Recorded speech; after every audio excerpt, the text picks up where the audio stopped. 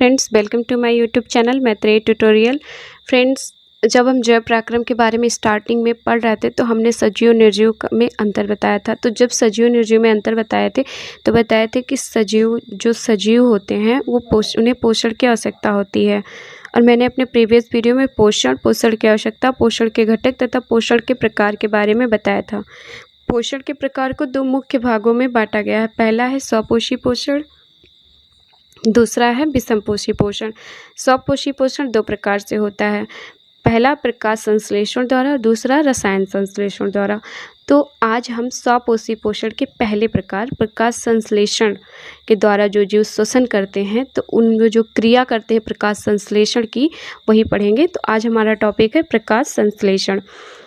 प्रकाश संश्लेषण में हम लोग थोड़ा सा इंट्रो पढ़ते हैं पोषण का। पोषण क्या है?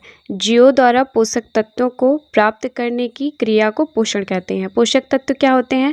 हमारे शरीर को सुचारू रूप से, शरीर की सभी क्रियाओं को सुचारू रूप से चलाने के लिए जिन तत्वों की हमें आवश्यकता होती है उन्हें पोषक तत्व कहते हैं। जैसे कैल्शियम हो गया, आयरन हो गया, मैग्नीशियम हो गया। तो इसकी ज़रूरत सिर्फ मनुष्यों को, आदमी लोगों को या जानवर को ही नहीं, पेड़ पौधों को भी इसकी ज़रूरत होती है। इसीलिए खेत में या फिर जहाँ पेड़ पौधे लगाते हैं उनमें खाद डाला जाता है, क्योंकि उन्हें भी इन खनिज पदार्थों की आवश्यकता होती है।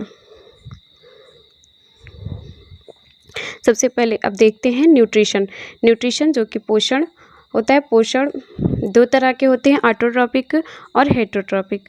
ऑटोट्रॉपिक वो जीव हैं जो अपना भोजन, इस प्रकार के पोषण को में जीव अपना भोजन स्वयं सरल कार्बनिक पदार्थों से बनाते हैं।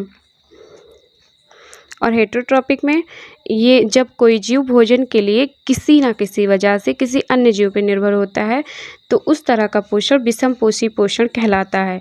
जैसे कि अगर हम लोग शाकाहारी हैं तो डिपेंड हैं धान, गेहूँ, चावल, मतलब धान, गेहूँ, चावल, दाल, इन सब पे। मांसाहारी हैं तो किसी जानवर पे डिपेंड है। उसके बाद जानवर किसी अन्य जानवर पे डिपेंड है। हर कोई एक दूसरे पे डिपेंड है। जितने जीव हैं पेड़ पौधे के बाद, जितने पोषक जीव होते हैं वो सब किसी न किसी अन्य जीव पे डिपेंड होते हैं, जो अपना भोजन अपने शरीर में बना के खुद ही खा लेते हैं। जैसे पेड़ पौधे प्रकाश संश्लेषण द्वारा अपना भोजन स्वयं बनाते हैं, स्वयं लेते हैं। उन्हें अपने शरीर की जो भी क्रियाएं होती हैं, बढ़ना होता है, मोटा होना होता है, अब दूसरे बीज तैयार करना होता है, ये सब वो उसी से कर लेते हैं। तो वो ऑटोट्रॉपिक में आते हैं। हेटरोट्रॉपिक को यहाँ मुख्यतः 3 भागों में बांटते हैं। वैसे हेटरोट्रॉपिक न्यूट्रिशन कई तरह का होता है, जो कि हम अपने प्रीवियस वीडियो में बताए हैं। पहला है सेप्रोबायोटिक। इसका एक और नाम होता है लाइसोट्रॉपिक न्यूट्रिशन।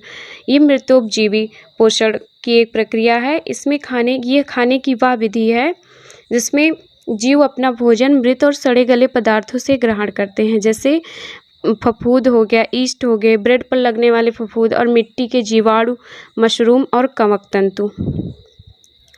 दूसरा है पैरासाइटिक, परपोषी। जब किसी दूसरे जीव के जीवित अंग से जीव अपना भोजन ग्रहण करता है और उस जीव को नुकसान पहुंचा के अपना भोजन ग्रहण करता है तो यह परपोषी कहलाता है। जैसे कि टेपवार्म हो गया, फीता कृमि जिसे कहते हैं, पिस्सू हो गया, एक होता है फ्लीज, जिसे पिस्सू को इंग्लिश में फ्लीज कहते हैं, एक होता है वर्नाकॉल, फ्लैट वार्म, ब्लड फ्लूक और राउंड वार्म। तीसरा हो गया होलोजोइक, जिसमें हम लोग आते हैं। और उसके बाद हम लोग कुत्ते, बैल, गाय, भैंस, इन सब लोग आती हैं। इसे कहते हैं हिंदी में पूर्ण जैवांतिक या प्राणी संभोजी। जो जीव जटिल कार्बनिक पदार्थों को निगलते हैं, पोषक तत्वों को पचाते हैं और अवशोषित करते हैं, जैसे कुत्ता, बिल्ली, गाय, भैंस, मनुष्य आदि। तो वो सब होलोजोइक में आते हैं। उसके बाद अब पढ़ते हैं हम स्वपोषी पोषण पहले पढ़ना था, लेकिन हमने इसे इसलिए बाद में रखा क्योंकि इसी के बारे में हमें डिटेल पढ़ना है। हेटरोट्रॉपिक का जो विषमपोषी पोषण होते हैं उसका हमें केवल इंट्रो पढ़ना था, तो इसीलिए मैंने उसे पहले रखा है। यह पोषण की वह विधि है जिसमें जीव सरल पदार्थों से अपना भोजन स्वयं तैयार करते हैं। इस प्रक्रिया में जीव अपना भोजन सरल कार्बनिक पदार्थों का संश्लेषण करके जटिल कार्बनिक पदार्थों का निर्माण करते हैं, जैसे शैवाल, पेड़ पौधे, कुछ प्रोटोजोअन्स आदि। अभी ये जो डिफिनीशन लिखा है सरल कार्बनिक पदार्थ से जटिल कार्बनिक पदार्थ बनने का, अभी जब आप लोग इस प्रकाश संश्लेषण के बारे में पढ़ेंगे तो इस डिफिनीशन को और अच्छे से समझ जाएंगे। तो ये है पेड़ पौधे, ये है शैवाल जो काई लगती है उसी को शैवाल कहा जाता है। ये है जो तालाब वाला में काई लग जाती है, ये है जो चट्टानों पे काई लगती है। स्वपोषी पोषण की प्रक्रिया प्रकाश संश्लेषण द्वारा। अब हम पढ़ेंगे टॉपिक जो हमारा एक्चुअल टॉपिक है, फोटोसिंथेसिस, प्रकाश संश्लेषण। तो सबसे पहले हम लोग जानते हैं कि प्रकाश संश्लेषण होता क्या है। तो प्रकाश मतलब सूर्य, यहाँ प्रकाश का मतलब है सूर्य के प्रकाश से। इसी को फोटो मतलब प्रकाश, सिंथेसिस मतलब संश्लेषण। जब सूर्य के प्रकाश की सहायता से कार्बनिक और अकार्बनिक पदार्थों का संश्लेषण करके सरल कार्बनिक और अकार्बनिक पदार्थों का संश्लेषण करके उन्हें जटिल अकार्बनिक और कार्बनिक पदार्थों में बदला जाता है, तो ये क्रिया प्रकाश संश्लेषण कहलाती है। जैसे देखिए यहाँ समझते हैं, यहाँ से सोलर एनर्जी आया, सनलाइट लिया गया, उसके बाद वातावरण से लिया गया कार्बन डाइऑक्साइड और जड़ से लिया गया H2O मतलब पानी। उसके बाद ये सब क्लोरोफिल में मिलके फोटोसिंथेसिस की क्रिया के फलस्वरूप बना ग्लूकोज और ऑक्सीजन बाहर निकल गया और ग्लूकोज को पौधों ने एब्जॉर्ब करके स्टार्च में कन्वर्ट करके स्टोर कर लिया। जैसे हम लोगों की बॉडी में ग्लूकोज किस रूप में स्टोर होता है, अगर आप लोगों में किसी को पता होगा तो नीचे कमेंट बॉक्स में बताइएगा। इस प्रक्रिया में सरल कार्बनिक और अकार्बनिक पदार्थों का संश्लेषण जटिल कार्बनिक और अकार्बनिक पदार्थों में होता है तथा प्रकाशिक ऊर्जा का परिवर्तन रासायनिक ऊर्जा में होता है। प्रकाशिक ऊर्जा का परिवर्तन कैसे होता है? क्योंकि सूर्य का प्रकाश जो होता है उसी से रासायनिक क्रिया करवाई जाती है, तो इसीलिए यहाँ कहा जाता है कि प्रकाशिक ऊर्जा का परिवर्तन रासायनिक ऊर्जा में होता है। अब आगे हम लोग देखते हैं कि प्रकाश संश्लेषण के लिए आवश्यक सामग्री कौन कौन सी होती है। आवश्यक सामग्री, तो आवश्यक सामग्री इसके लिए है वही प्रकाश ऊर्जा मतलब सोलर एनर्जी, सूर्य का प्रकाश, सूर्य का ताप नहीं, जो गर्मी होती है वो नहीं, सूर्य का प्रकाश, कार्बन डाइऑक्साइड ये वातावरण से लिया जाता है और वाटर ये जड़ द्वारा अवशोषित किया जाता है। उसके बाद ग्लूकोज बनता है जो मड या स्टार्च के रूप में संग्रहित कर लिया जाता है। ऑक्सीजन एक वेस्ट मटेरियल के रूप में वातावरण में छोड़ दिया जाता है और इसके साथ साथ जो एक्स्ट्रा वाटर होते हैं, जो एक्स्ट्रा जल होता है, उसे जलवाष्प के रूप में वातावरण में छोड़ दिया जाता है।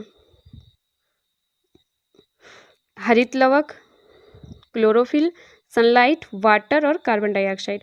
यहाँ ये बताना भूल गए कि ये सब यहीं क्यों पार्टिकुलर पत्ती की जगह ही क्यों आ रहे हैं, क्योंकि पत्ती में ही हरा रंग होता है और आप लोगों को इतना इंट्रोडक्शन 9th से ही मिलते मिलते पता चल गया होगा कि पत्तियों में ही पौधों का भोजन तैयार होता है, क्योंकि वहीं पे क्लोरोफिल होता है और क्लोरोफिल जो पिगमेंट है यही है जो सूर्य के प्रकाश को अवशोषित करता है। पौधे के और भाग जो होते हैं वो सूर्य के प्रकाश को उन्हें अवशोषित करने की क्षमता उनमें नहीं होती है, तो क्लोरोफिल सूर्य का प्रकाश अवशोषित करता है। उसके बाद कार्बन डाइऑक्साइड जल के साथ मिलके ग्लूकोज बनाता है। तो पहला हो गया हरित लवक। हरित लवक समझ लीजिए इन सबको इकट्ठा करने का बर्तन है। सूर्य का प्रकाश उसका फ्यूल है, ईंधन है, जल उसका मटेरियल और कार्बन डाइऑक्साइड, इन सबको डाल के ग्लूकोज नाम का भोजन बनाया जाता है। प्रकाश संश्लेषण के मुख्य चरण, तो पहले चरण में क्या होता है, हरित लवक द्वारा सूर्य के प्रकाश को अवशोषित कर लिया जाता है तथा प्रकाशिक ऊर्जा को रासायनिक ऊर्जा में बदल दिया जाता है। जब हरित लवक जो होता है क्लोरोफिल, जो क्लोरोप्लास्ट में पाया जाने वाला एक पिगमेंट है तो वो जब सनलाइट को एब्जॉर्ब कर लेता है तो वो फिर सनलाइट जो होती है वो प्रकाशिक ऊर्जा होती है, तो उसे वो रासायनिक ऊर्जा में बदल कर उससे रासायनिक क्रिया करवाता है। दूसरा होता है रंध्रों द्वारा कार्बन डाइऑक्साइड का अवशोषण व ऑक्सीजन का निष्कासन होता है। अब वातावरण से कार्बन डाइऑक्साइड कैसे आएगा? क्लोरोफिल ने तो सनलाइट ले आया, जड़ पानी ले आएगा, लेकिन कार्बन डाइऑक्साइड कैसे आएगा? तो कार्बन डाइऑक्साइड जो पेड़ों की पत्तियां होती हैं, तो जैसे हमारे स्किन पे छिद्र पाए जाते हैं, रोम छिद्र जिसे कहते हैं, वैसे उन पे भी छोटे छोटे छिद्र पाए जाते हैं जिसे स्टोमा कहा जाता है, और इन्हीं ग्रुप ऑफ स्टोमा को स्टोमेटा कहा जाता है। तो सबसे पहले हम लोग पढ़ते हैं स्टोमेटा के बारे में। सभी हरे रंग के पौधों की पत्तियों में एपिडर्मिस होते हैं जिसपे अत्यंत छोटे छोटे छिद्र पाए जाते हैं। इन छिद्रों के समूह को स्टोमेटा कहते हैं, मतलब रंध्र को इंग्लिश में स्टोमेटा कहा जाता है। जैसे ये हो गई पत्ती की संरचना, दिखा रहे हैं हम आपको एपिडर्मिस के बारे में। ये हो गई पत्ती की संरचना, तो इसी पे ऐसे छोटे छोटे छिद्र पाए जाते हैं, जैसे कि हम लोगों के स्किन पे छोटे छोटे छिद्र पाए जाते हैं। तो जब एक छिद्र होगा तो इसे कहा जाएगा स्टोमा। स्टोमा एक ग्रीक वर्ड है, इसका मतलब होता है माउथ या ओपनिंग, और जब इसी ग्रुप में लिया जाएगा तो इसे कहा जाएगा स्टोमेटा। अभी हम लोग आगे इसके बारे में इसकी थोड़ी डिटेल में स्ट्रक्चर पढ़ेंगे। रंध्र मुख्य पत्तियों की बाहरी संरचना पे पाए जाते हैं। प्रत्येक रंध्र में 2 अर्धचंद्राकार द्वार कोशिकाएं होती हैं। कोशिकाओं की अंदर वाली भित्ति मोटी और बाहर वाली भित्ति पतली होती है। इसमें हरित लवक भी पाया जाता है तथा इसका द्रव अपेक्षाकृत गाढ़ा होता है। इन द्वार कोशिकाओं में, एक मिनट कलर चेंज कर लें। इन द्वार कोशिकाओं में रंध्र को छोटा करने, बड़ा करने, बंद करने व खोलने की क्षमता होती है। रंध्र के नीचे स्टोमेटल अधोरंध्रीय गुहा होती है और इसका संबंध अंतरकोशिकीय अवकाशों से होता है। ये सब जो अभी हम पढ़े हैं, अभी हम आपको फिगर के थ्रू अच्छे से समझा देते हैं। ये है स्टोमेटा, ग्रुप ऑफ ओपनिंग। जैसे देखिए यहाँ ओपनिंग है, यहाँ ओपनिंग है, यहाँ, ये सारी ओपनिंग्स हैं, और इन्हीं के बीच इन्हीं ग्रुप ऑफ ओपनिंग को कहा जाता है स्टोमेटा। लेकिन कई ओपनिंग मिला के तब इस तरह का स्ट्रक्चर बनाती हैं स्टोमेटा का। और ये है स्टोमेटा में गार्ड सेल्स, ये अर्धचंद्राकार है क्योंकि इनका स्ट्रक्चर ऐसे होता है, और ये बाहर की तरफ मोटी होती हैं, बाहर का स्ट्रक्चर इनका ऐसे होता है, और अंदर का स्ट्रक्चर जैसे बनाई हूँ वैसे पतला होता है, और इनमें बहुत गाढ़ा द्रव भरा होता है, क्योंकि ये अगर बहुत पतला द्रव, इसके अंदर बहुत पतला लिक्विड जो होगा वो भरा रहेगा, तो ये हमेशा जब होगा तब फूल जाया करेंगी, जब होगा तब पिचक जाया करेंगी, तो ये अपने आप बंद ना हो जाए, खुल ना जाए, इसलिए इनमें बहुत गाढ़ा द्रव भरा होता है। और ये जो स्पेस है, इसी स्पेस को कहा जाता है सबस्टोमेटल कैविटी, जो इन दोनों के बीच में स्पेस बनाती हैं, इन दोनों गार्ड सेल्स के बीच में स्पेस बनाती हैं।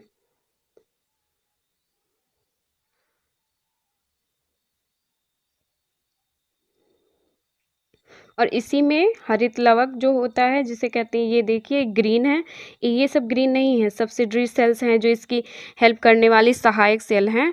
और इसके बाद स्टोमेटल पोर है, गार्ड सेल्स हैं, लेकिन केवल गार्ड सेल्स में हरित लवक पाया जाता है। पत्तियों, जैसे देखिए अभी हम आप लोगों को समझा रहे हैं, ये हो गई पत्ती, पत्तियों में पाए जाते हैं कई ढेर सारे छिद्र, जैसे कि ऐसे पाए जाएंगे।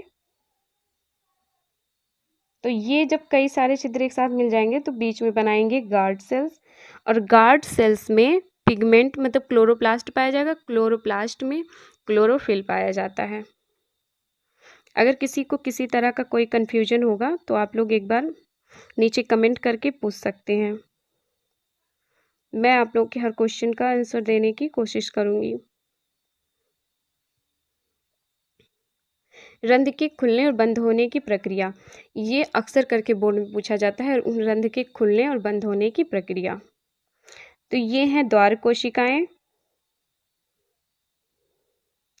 ये हैं द्वार कोशिकाएं, ये है हरित लवक, देखिए इसी पे हरित लवक पाए जाते हैं। ये है ओपनिंग इसकी, और ये है जब क्लोज हो जाते हैं। जब सूर्य का प्रकाश पत्ती से टकराता है तो मड के विलयशील शर्करा में बदल जाने से द्वार कोशिकाओं के कोशिका रस पर परासरण दाब बढ़ जाता है और जल का अवशोषण करके कोशिकाएं फूल जाती हैं।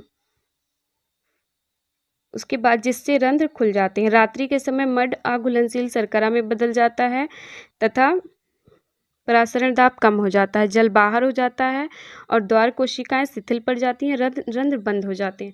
जब सूर्य का प्रकाश पड़ेगा पत्ती पे, मतलब पेड़ पौधे पे पड़ेगा, तो पत्तियां स्टोर करती हैं जो ग्लूकोज को मड के रूप में। तो मड जो होता है वो घुलनशील मतलब कि अब वो पानी को अपनी तरफ खींचेगा और उसे उसे उसी में घुल के एक पतला, वो और पतला हो जाएगा। जैसे पहले चाशनी जैसा था तो अब शरबत जैसा बन जाएगा। तो जब ऐसा बनेगा तो जाहिर सी बात है जिस जगह पे वो इकट्ठा हुआ रहेगा वहाँ स्पेस ज़्यादा बढ़ जाएगा। तो स्पेस ज़्यादा बढ़ जाने के कारण पानी ढेर सारा एब्जॉर्ब कर लेती हैं, तो एब्जॉर्ब करके तन की कोशिकाएं खुलने लगती हैं। उसके बाद रात्रि के समय जब जलवाष्प के निकलने लगता है, शाम के समय देखिए नमी थोड़ी ज़्यादा हो जाती है क्योंकि पेड़ पौधों से जलवाष्प बाहर निकलने लगते हैं। तो जलवाष्प जब बाहर निकल जाता है तो मड फिर से अघुलनशील, मतलब कि वो फिर से चाशनी के फॉर्म में आ जाता है। तो जब फिर से चाशनी के फॉर्म में आ जाता है तो पानी बाहर निकल जाता है, तो फिर से ये ढीली पड़ जाती हैं कोशिकाएं और फिर से मतलब सिकुड़ कर बंद हो जाती हैं। जो आप देखते हैं इसे आप आसानी से समझते हैं किशमिश में।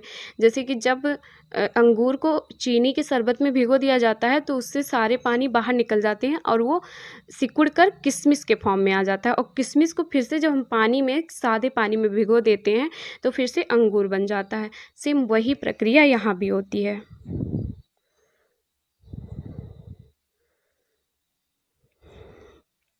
अब अभी तक हम क्या पढ़ रहे थे, 2 स्टेप पढ़े थे। पहला पढ़े थे कि पहला हम पढ़े थे कि क्लोरोफिल जो होता है वो सूर्य के प्रकाश को अवशोषित करता है।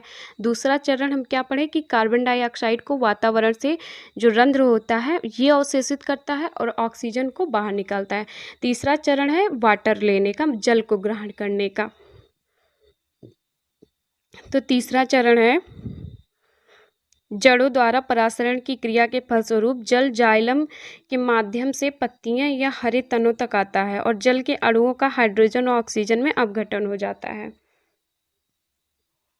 जड़ जो होता है वो परासरण की क्रिया के फलस्वरूप, परासरण की क्रिया क्या होती है, जैसे कि आप एक ही पात्र में, किसी एक बर्तन में एक तरफ चाशनी बना के रखिए, एक तरफ एकदम थोड़ी पतली चाशनी या शरबत बना के रखिए। तो जाहिर सी बात है चाशनी का पानी नहीं, लेकिन शरबत का पानी चाशनी की तरफ जाएगा। वो क्यों जाएगा, उसका एक रीज़न है, क्योंकि जल जो होता है वो जिस तरफ गाढ़ा होता है पदार्थ, मतलब जिसमें मिले हुए विलेय पदार्थ, जो अभी जैसे पानी में चीनी डाला जाता है तो चीनी को विलेय कहेंगे, पानी को विलायक कहेंगे और इस सॉल्यूशन को विलयन कहेंगे। और जब चीनी ज़्यादा हो जाएगी पानी में तो इसे सांद्र कहेंगे, और जब कम हो जाएगी तो तनु कहेंगे, तनु विलयन। तो जब सांद्रता जिस तरफ ज़्यादा रहेगी उसी तरफ जल की जाने की हैबिट है, उसका नेचर है कि जिस तरफ विलेय पदार्थ बढ़ जाएंगे पानी का बहाव उसी तरफ ज़्यादा होता है, तो इसलिए उसी तरफ जाएगा। तो जड़ जो होता है वो धीरे धीरे पानी को ऊपर करता रहता है, तो उधर खनिज पदार्थ ज़्यादा हो जाते हैं लेकिन पानी कम होता रहता है। तो पानी कम होता रहता है, इसी वजह से पानी खिंचता रहता है और ऊपर तक पानी खिंचता रहता है। उधर पत्ती पानी बाहर निकाला करती है और इधर जड़ पानी एब्जॉर्ब किया करता है, क्योंकि हर जगह पर पानी की कमी रहती है जहाँ जहाँ पानी जाया करता है, नहीं तो फिर पौधे पानी अवशोषित नहीं करते हैं।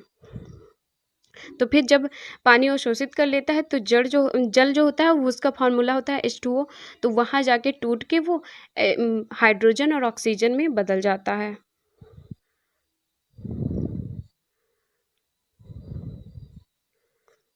ये है इसकी प्रक्रिया। ये जल एब्जॉर्ब हो रहे हैं जड़ द्वारा। उसके बाद एक क्रिया होती है इसमें रसारोहण की प्रक्रिया, इसे भी हम आपको आगे पढ़ाएंगे। वाष्पोत्सर्जन में ये भी हेल्प करता है पानी का ऊपर तक पेड़ में ऊपर तक चढ़ने के लिए। और ये इधर से पानी ट्रांसपिरेशन द्वारा मतलब वाष्पोत्सर्जन द्वारा निकला करता है, और इसी वाष्पोत्सर्जन द्वारा जब पानी निकल जाता है तो परासरण की क्रिया द्वारा पत्तियां अपनी तरफ पानी को खींचती हैं और पानी उनकी तरफ खींचा चला जाता है। तो इसमें एक तरह की गति होती है, और उसी गति के कारण मतलब पानी की खिंचाव के कारण ऐसा माना जाता है कि पौधों में लंबाई ज़्यादा हो जाती है, एक धूप लेने के लिए, एक पानी की खिंचाव के लिए, कि पानी जितना ऊपर चढ़ता जाता है पत्तियों तक पहुंचने के लिए पत्तियां और ऊंची होती चली जाती हैं, इसी हिसाब से पेड़ की हाइट बढ़ जाती है। परासरण की का परिभाषा हम लोग पढ़ाए हैं, लेकिन परासरण की परिभाषा अक्सर बोर्ड में 1-2 नंबर में आता है, तो इसीलिए इसे पीपीटी में डाल दिए हैं कि पढ़ लीजिएगा। अब इसकी क्रियाविधि क्या होती है। प्रकाश संश्लेषण एक जटिल आंतरोष्मी एंडोथर्मल उपचयी क्रिया है। इसकी क्रियाविधि 2 चरणों में पूरी होती है। आंतरोष्मी क्या है। वह रासायनिक अपक्रिया जो वातावरण से उष्मा या ताप अवशोषित करता है प्रक्रिया करने के लिए, मतलब रासायनिक क्रिया को करने के लिए वातावरण से या अपने आसपास के वातावरण से उष्मा या ताप को अवशोषित करता है, वो एंडोथर्मल या आंतरोष्मी प्रक्रिया होती है।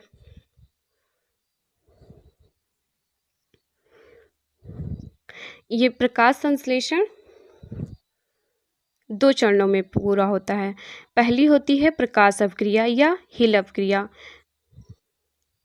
इस अपक्रिया का अध्ययन सर्वप्रथम हिल नाम के वैज्ञानिक ने किया था, इसीलिए इसे हिल अपक्रिया भी कहते हैं। यह अपक्रिया हरित लवक के ग्रेना में क्लोरोफिल की मदद से होती है।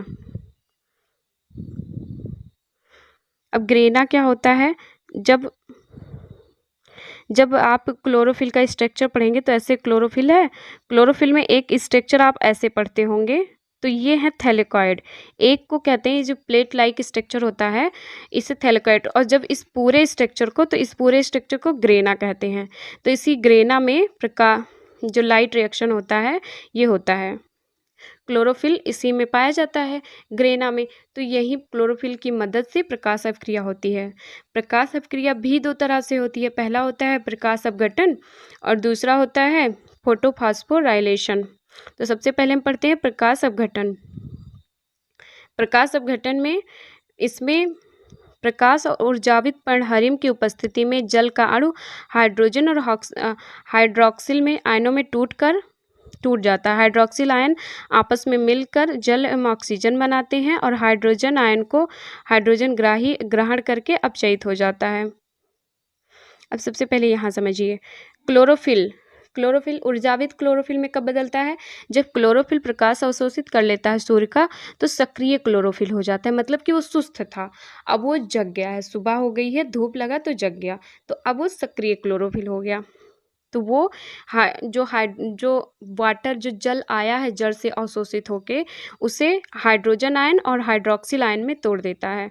तो हाइड्रोक्सिल आयन है ये फिर से संघनित होके H2 और O2 में चेंज हो जाता है। अब यही O2 फिर से पर्यावरण में चला जाता है वेस्ट प्रोडक्ट के रूप में, और यही जलवाष्प के रूप में फिर से पर्यावरण में चला जाता है।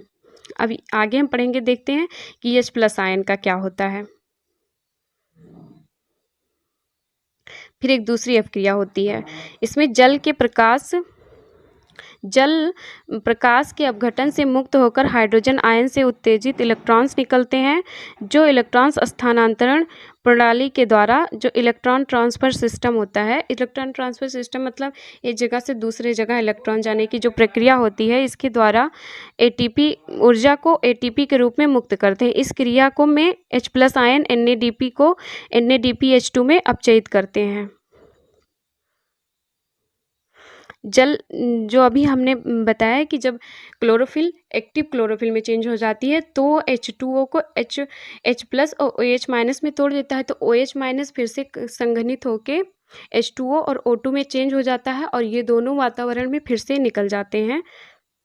और जो H+ आयन था वो यहाँ आके जो पौधों में पहले से ही उपस्थित होते हैं NADP, इनके द्वारा एब्जॉर्ब कर लिया जाता है और इसे मिलकर बनाता है 2 NADPH2। और जब ये बनते हैं तो ADP और ADP जो एडेनोसिन डाइफॉस्फेट होते हैं उनके साथ एक फास्फेट मिलता है और इससे बनता है ATP। और इसी क्रिया को फोटोफॉस्फोराइलेशन कहते हैं। फोटोफॉस्फोराइलेशन क्यों?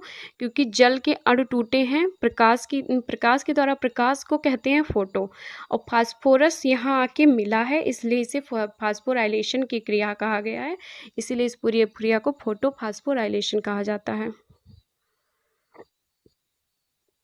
अगर डिफिनीशन आ जाए कभी कि फोटोफॉस्फोराइलेशन क्या है, तो यही डिफिनीशन सीधे लिख दीजिए कि जल के प्रकाश अपघटन से मुक्त हाइड्रोजन आयन से उत्तेजित इलेक्ट्रॉन्स निकलते हैं, जो इलेक्ट्रॉन स्थानांतरण प्रणाली द्वारा इलेक्ट्रॉन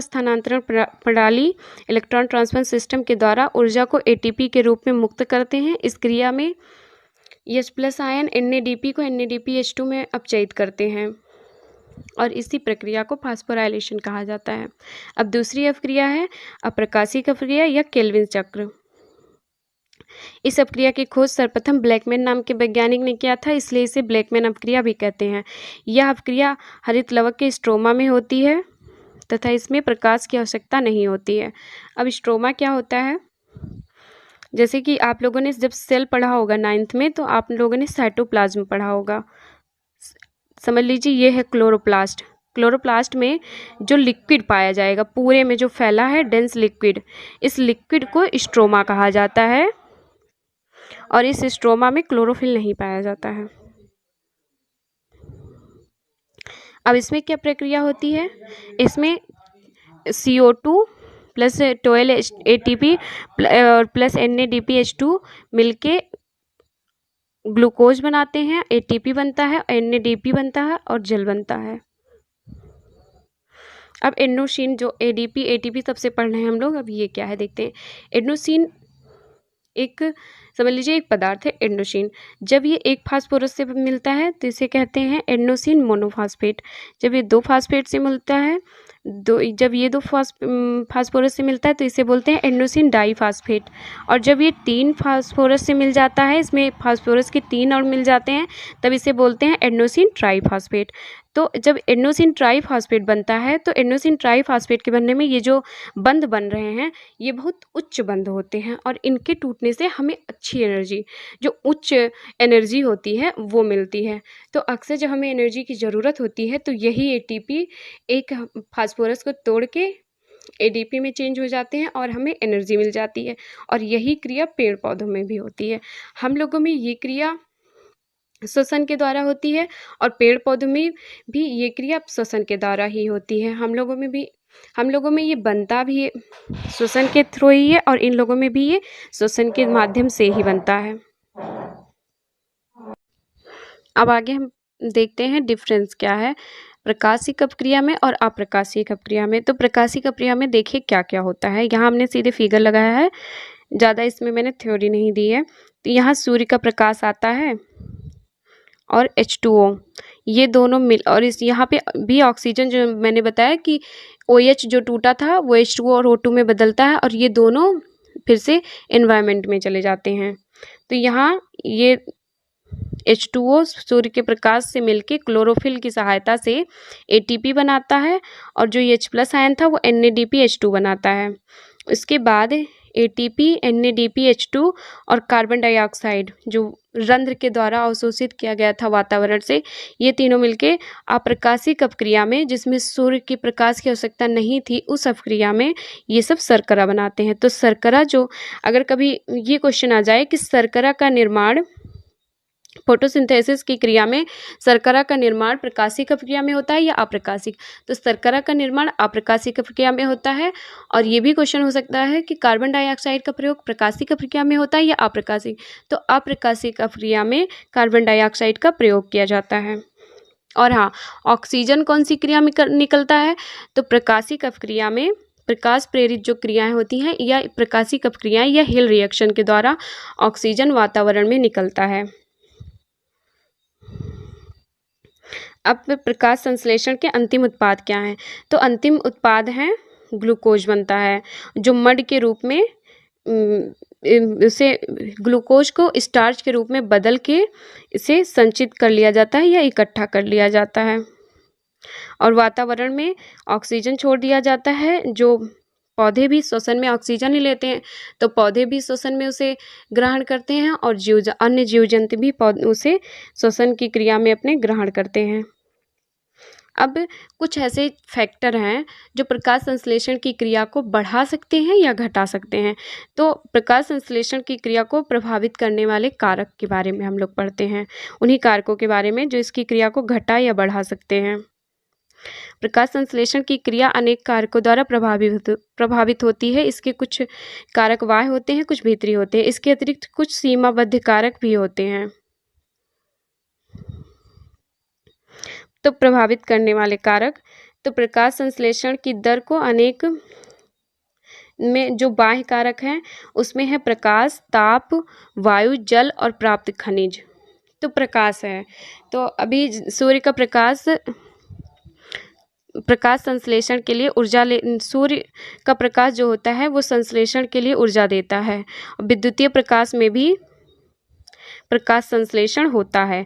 बस अगर विद्युतीय प्रकाश भी हो लेकिन उसमें नीले व लाल रंग के प्रकाश आ रहे हो तो प्रकाश संश्लेषण की क्रिया बहुत तेज हो।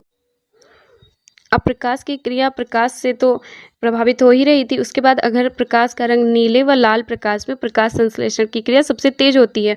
और आपको पता है प्रकाश संश्लेषण के लिए जरूरी पिगमेंट हरा है, लेकिन हरे रंग के प्रकाश में प्रकाश संश्लेषण की क्रिया नहीं होती है। उसके बाद इंफ्रारेड में प्रकाश संश्लेषण की दर कम हो जाती है और जब इंफ्रारेड में प्रकाश संश्लेषण की दर कम होती है तो इसे रेड ड्रॉप कहा जाता है। ये अक्सर करके 1 नंबर के क्वेश्चन में चाहे ऑप्शनल में पूछा जाता है। उसके बाद कम तीव्रता का प्रकाश अधिक समय तक दिए जाने पर प्रकाश संश्लेषण अधिक होता है, मतलब गति जो होती है प्रकाश की, और प्रकाश की तीव्रता बढ़ने पर प्रकाश संश्लेषण की दर भी बढ़ती है। उसके बाद हरे रंग के प्रकाश की किरणें पत्ते अवशोषित नहीं करती हैं। उसके बाद तापमान अगर 10 डिग्री सेंटीग्रेड से 35 डिग्री सेंटीग्रेड के बीच है तो ये प्रकाश संश्लेषण बहुत अच्छे से होगा। उससे ऊपर नीचे होगा तो प्रकाश संश्लेषण की क्रिया रुक जाएगी या धीरे हो जाएगी। उसके बाद है जल की कमी से भी प्रकाश संश्लेषण की क्रिया प्रत्यक्ष या परोक्ष दोनों रूप से धीरे या तेज हो सकती है। उसके बाद खनिज लवण में आयरन, Fe और Mg खनिज क्लोरोफिल के संश्लेषण के लिए बहुत जरूरी है। इनकी कमी से पर्णहरिम की कमी होगी और जिससे प्रकाश संश्लेषण भी कम होगा।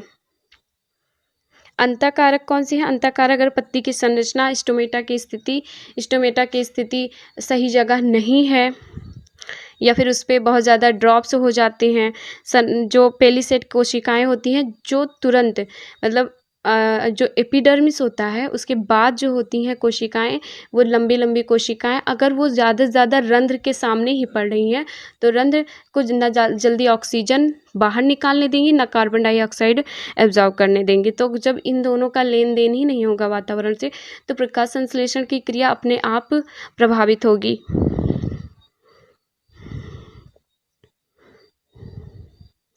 प्रकाश संश्लेषण का महत्व क्या है? तो प्रकाश संश्लेषण का महत्व भोजन या का महत्व यहाँ पे मुख्य 3 तरह से बताएं, जिसमें से पहला है भोजन व अन्य पदार्थ।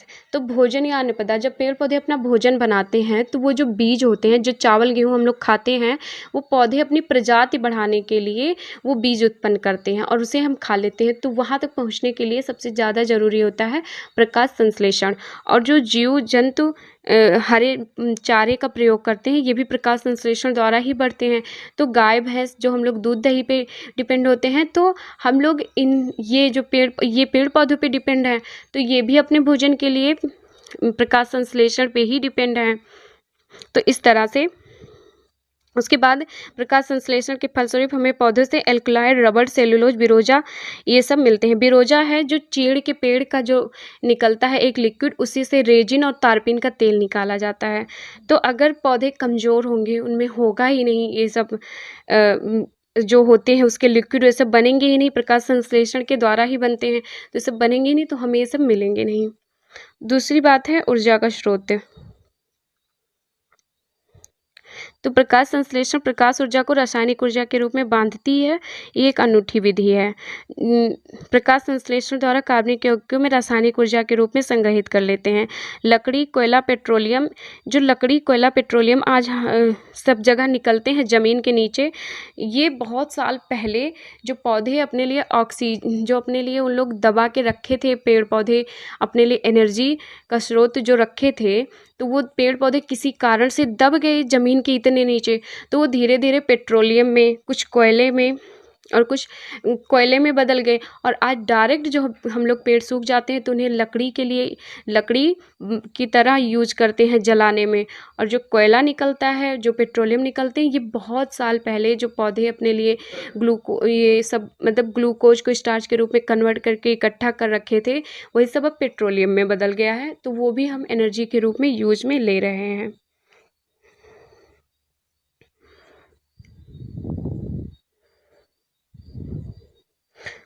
उसके बाद है वायुमंडल का शुद्धिकरण।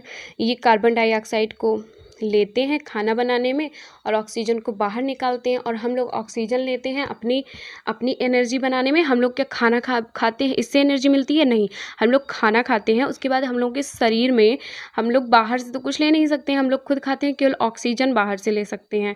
तो हम लोग सांस लेते हैं, तो पेड़ पौधे सांस ऑक्सीजन बाहर निकाले रहते हैं एनवायरनमेंट में, वही हम लोग सांस में लेते हैं। और तब हम लोग के शरीर में जो जल रहता है, उसके बाद खाना खाते टाइम जो ग्लूकोज गया रहता है, ये सब मिलके हम लोग के लिए एटीपी का फॉर्मेशन करता है। तो इसलिए वायुमंडल का शुद्धिकरण करने में और हम लोगों को एनर्जी दिलाने में भी इनका मुख्य, ये हम लोग को एनर्जी में एक और पॉइंट यहाँ जोड़ना चाहिए था, ऊर्जा का स्रोत।